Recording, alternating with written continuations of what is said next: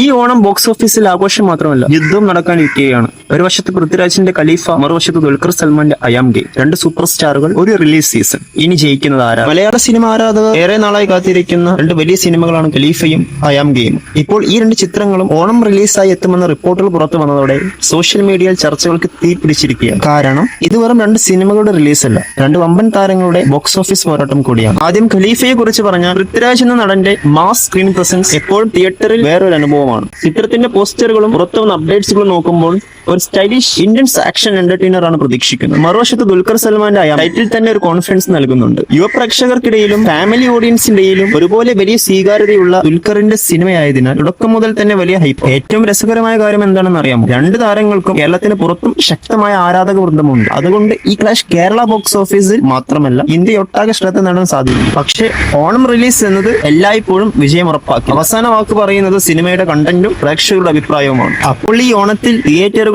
ആധിപത്യം സ്ഥാപിക്കുന്നത് ആരാകും? പൃഥ്വിരാജിന്റെ ഖലീഫയോ ദുൽഖറിന്റെ അയാം ഗെയിം? നിങ്ങളുടെ പ്രഡിക്ഷൻ കമന്റിൽ പറയൂ. രണ്ട് സിനിമകളിൽ ഏതാണ് നിങ്ങൾ ഫസ്റ്റ് ഷോ കാണാൻ പോകുന്നത്? വീഡിയോ ഇഷ്ടമായി ലൈക്ക് ചെയ്യൂ. ഇത്തരത്തിലുള്ള സിനിമ അപ്ഡേറ്റ്സുകൾക്ക് ചാനൽ സബ്സ്ക്രൈബ് ചെയ്യാനും മറക്കല്ലേ.